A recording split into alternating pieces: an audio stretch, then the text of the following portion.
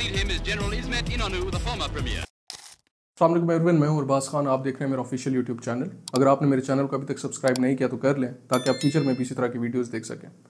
कल पूरे तुर्की में बल्दियाती इंतखाबात हुए और तैयब एर्दोगान की जो आग पार्टी है उसे तुर्की के तमाम अजला में तकरीबन जो बड़े बड़े अजला हैं उनमें बुरी तरह शिकस्त का सामना करना पड़ा। तैयब एर्दोगान इस्तांबुल, इज़मीर, अंकारा जो कि तुर्की का कैपिटल है उसमें भी हार गए हैं। अब ये तो खबरों में बताया जा रहा है कि तैयब एर्दोगान इलेक्शन हार चुके हैं, लेकिन उसकी वजूहात के बारे में कोई नहीं बता रहा। तैयब एर्दोगान अभी रिसेंटली ही यानी कि पिछले साल कमाल साहब थे CHP के, जो कि आग पार्टी की अपोजिशन पार्टी है, उसके कमाल साहब को तैयब एर्दोगान ने हराया था और जो है तुर्की के सदर बने थे। एक्सपेक्ट ये किया जा रहा था कि इस हार के बाद जो वोटर है CHP का या तैयब एर्दोगान का जो एंटी वोटर है वो नहीं निकलेगा और बल्दियाती इंतखाबात में ये जो कल हुए हैं उनमें तैयब एर्दोगान आसानी से, उनके उम्मीदवार आसानी से जीत जाएंगे। लेकिन ऐसा नहीं हुआ। ये एक सरप्राइज़ मिला है, ख़ासतौर पे यूरोपीय ममालिक को सरप्राइज़ मिला है। उसकी वजह यह है कि यूरोप जो है तैयब एर्दोगान को पसंद नहीं करता।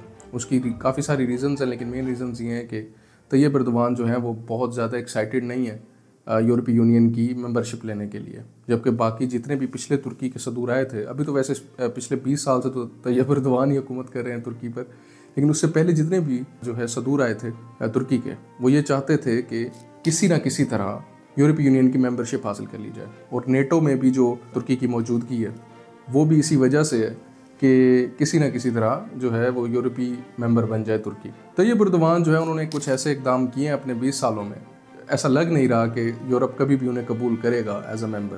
तो यूरोपीय ममालिक भी बहुत ज़्यादा इंटरेस्टेड थे इन इलेक्शंस के अंदर और वो एक्सपेक्ट नहीं कर रहे थे कि तैयब एर्दोगान की आग पार्टी को इस तरह की बुरी शिकस्त का सामना करना पड़ेगा, लेकिन ऐसा हुआ है। और अभी आप अगर यूरोपीय मीडिया के चैनल्स उठा के देखें, सोशल मीडिया पर भी उनकी खबरें देखें, तो एक एक्साइटमेंट उनकी आवाज़ में आपको ज़रूर सुनाई देगी। और उसकी वजह ये है कि यूरोप जो है वो सेकुलर वैल्यूज़ को ज़्यादा जो है तरजीह देता है किसी भी मुल्क के अंदर। तुर्की जो है वो एक ऐसा मुल्क था जो कि वैसे ही यूरोप का अप्रूवल चाहता था, क्योंकि 1923 में जब सल्तनत उस्मानिया टूटी थी और तुर्की बना था तो वो तुर्की बहुत सेकुलर तुर्की था। मुस्तफ़ा कमाल ने हिजाब पर पाबंदी आयद कर दी। पूरे मुल्क में ऐसी पॉलिसियाँ बनाई गई जो कि मनोवन यूरोप के सेकुलर डॉक्ट्राइन को फॉलो करती थी। खैर टाइम गुजरता गया, 1994 में जाकर तैयब एर्दोगान नामी शख्स जो हैं ये उभरे थे, और ये जिस शहर से उभरे थे वो बहुत अहम है। वो शहर था इस्तांबुल। अब इस्तांबुल जो है वो तुर्की का सबसे बड़ा शहर है। यहाँ पर 2 करोड़ लोग रहते हैं और इन 2 करोड़ लोगों में सिर्फ टर्किश नेशनल नहीं है, सीरिया से आने वाले रेफ्यूजीज़ की भी अच्छी खासी तादाद यहाँ पर है।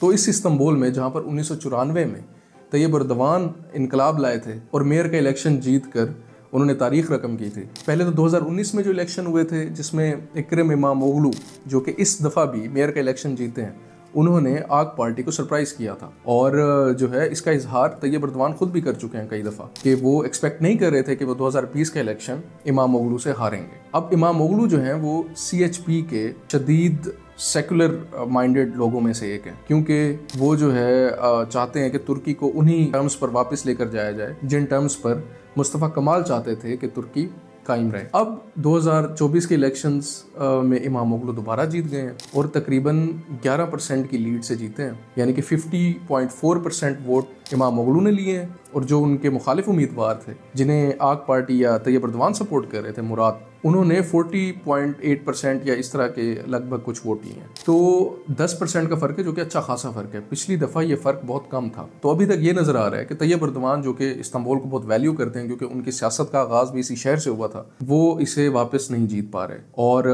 अब तो कुछ पंडित ये कह रहे हैं कि हवा चेंज होती नज़र आ रही है, क्योंकि इस्तांबुल से जो मेयर बनता है वो आगे जाकर तुर्की की सदारत का उम्मीदवार भी होता है। और सिर्फ इस्तांबुल नहीं है, अंकारा जो है जो कि तुर्की का कैपिटल है, वहाँ पर भी आग पार्टी को बुरी तरह शिकस्त का सामना करना पड़ा। और वहाँ पर तो कोई 26% का फ़र्क है जीतने वाले उम्मीदवार और आग पार्टी के उम्मीदवार जिन्हें तैयब एर्दोगान सपोर्ट कर रहे हैं। तो ये बहुत बुरी शिकस्त है। फिर इज़मीर, वो भी तीसरा बड़ा शहर है तुर्की का, वहाँ पर भी इन्हें शिकस्त का सामना करना पड़ रहा है। वहाँ पर मंसूर योबाश जो हैं वो 10% की लीड से जीत रहे हैं। और फिर जो मरकज़ी अनातालिया है, वहाँ के भी कई शहरों में वेलफेयर पार्टी के नाम से एक पार्टी है, इस्लामी पार्टी है, कंजर्वेटिव है, वो जीत रही है। और वो तैयब एर्दोगान के उम्मीदवारों को भी हरा दिया उन्होंने और CHP के उम्मीदवारों को भी हरा दिया। और उसकी रीज़न ये है कि ये वेलफेयर पार्टी जो है ये फ़लस्तीन के मामले पर बहुत सीरियस है और चाहती है कि इसराइल से ट्रेड भी बंद की जाए, क्योंकि आपको मेरे ख्याल से अंदाज़ा होगा कि तुर्की जो है उसकी ट्रेड इसराइल के साथ बहुत ज़्यादा है, उसका हुजम बहुत बड़ा है। और 7 अक्टूबर के बाद जो चीज़ें हुई हैं और फ़लस्तीन पर जिस तरह जुल्म उठाए गए हैं, उसके बाद तैयब एर्दोगान मोस्टली खामोश रहे हैं। अगर उन्होंने बात की भी है तो जलसे जुलूसों में की है, अमलन कुछ नहीं किया। और इस बात से भी अनातालिया के जो ये सूबे हैं जहाँ पर ज़्यादातर कंजर्वेटिव लोग पाए जाते हैं, कंजर्वेटिव वोटर है, वो पहले तैयब एर्दोगान का वोटर था, अब उन्होंने फ़लस्तीन के मामले की वजह से एक इस्लामी पार्टी को वोट दिया। इसके अलावा पेंशन का मामला, पूरे तुर्की में इस वक्त जो है इन्फ्लेशन बहुत हद तक बढ़ चुकी है। बाकी शहरों में तो 70% इजाफा हुआ है इन्फ्लेशन में। इस्तांबुल में अगर सिर्फ बात करें तो 100% तक इन्फ्लेशन बढ़ी है पिछले कुछ सालों में। और इसकी वजूहत आपको पता होंगी कि तैयब एर्दोगान ने जो है वो इंटरेस्ट रेट बहुत कम कर दिया था बैंकों के लिए, जिसकी वजह से जो है पूरे मुल्क में लीरा था वो नीचे गिरने लग गया था और महंगाई बढ़ती गई। अभी तक उस महंगाई के जिन पर काबू नहीं पा सके तैयब एर्दोगान। और कुछ लोग कह रहे हैं कि मे बी इन्फ्लेशन सबसे बड़ी वजह हो तैयब एर्दोगान के हारने की। और दूसरा जो है इसराइल फ़लस्तीन का मसला, क्योंकि जो सपोर्ट एर्दोगान को अपने ही हलकों से हासिल थी, इस्लामी हलकों से, वही एर्दोगान के खिलाफ हो चुके हैं। और यहाँ तक कहा जा रहा है कि एर्दोगान की तरफ से जिन उम्मीदवारों को सपोर्ट किया जा रहा था उन्हें इसलिए वोट कम पड़े हैं क्योंकि एर्दोगान ने उनका साथ देने का ऐलान किया था। तो अब यहाँ तक सूरत हाल पहुँच चुकी है। और अक्सर लोग कह रहे हैं कि तुर्की की जो आबो हवा है, सियासी आबो हवा, वो चेंज होती हुई नज़र आ रही है। और वो जो वोटर था जो कि आम इंतखाबात में तैयब एर्दोगान के जीतने की वजह से मायूस हो चुका था, उसमें भी कह रहे हैं कि एक नई जान आएगी। क्यों? क्योंकि अब 20 साल हो चुके थे, तैयब एर्दोगान जो है मुसलसल जीतते जा रहे थे, सदारती इलेक्शन भी जीत चुके हैं कई दफ़ा तो वो जो मायूसी थी सेकुलर तबके में वो बहुत ज़्यादा बढ़ गई थी। और CHP जो है वो एक ऐसी पार्टी है जो कि मोस्टली सेकुलर सोच की नुमाइंदगी करती है तुर्की के अंदर। लेकिन एक और इंटरेस्टिंग चीज़ है, एर्दोगान अभी तक 340 अजला में जीते हैं, यानी कि उनकी पार्टी 340 अजला में जीती है, जबकि जो CHP है या दूसरी अपोजिशन जमातें हैं वो टोटल 240 अजला में जीती हैं, यानी कि 100 अजला कम है CHP या दूसरी अपोजिशन जमातों के पास। लेकिन क्यों कहा जा रहा है कि एर्दोगान इलेक्शन हार गए हैं? क्योंकि ये जो 240 अजला हैं ये मेन अजला हैं, ये शहरी अजला हैं। यहाँ पर सारी इकॉनमी, यहाँ पर सारा बजट, यहाँ पर ही रेफ्यूजीज़ होते हैं, यानी कि सियासत का मरकज़ ये अजला है। जब पिछले साल इंतखाबात हुए थे तो मैंने एक वीडियो बनाई थी कि तैयब एर्दोगान क्यों जीत जाएंगे ये इलेक्शन, का लिंक भी मैं नीचे दे दूंगा। अगर आप वो देखें तो आपको समझ आ जाएगा कि ये जो सेकुलर और इस्लाम का तनाव है तुर्की के अंदर वो आखिर किस तरह वक्त के साथ साथ बढ़ता गया। और मुस्तफ़ा कमाल के सेकुलर तुर्की से लेकर तैयब एर्दोगान का इस्लामिक तुर्की, यहाँ तक तुर्की कैसे पहुँचा। उसमें मैंने एक बात कही थी कि ये जितने भी कोस्टल शहर हैं, यानी कि जो समंदर के साथ लगते हैं, और ये मेन शहर हैं क्योंकि यहाँ पर तिजारत भी होती है, यूरोप से भी बहुत ज़्यादा लोग आते हैं, इसके अलावा पूरी दुनिया से लोग आते हैं इन शहरों में। तो ये मेट्रोपॉलिटन सिटीज़ हैं और यहाँ पर जो अवाम है उसका एक्सपोजर बहुत ज़्यादा है, इसीलिए उनके अंदर वो जो सेकुलर नज़रियात हैं वो भी बहुत ज़्यादा है। जबकि एर्दोगान की जो वोटर बेस है वो देहाती इलाकों में है। और इसी चीज़ का एर्दोगान को अब नुकसान हो रहा है, क्योंकि पहले तुर्की की इकॉनमी इतनी बुरी नहीं थी, लेकिन अब जो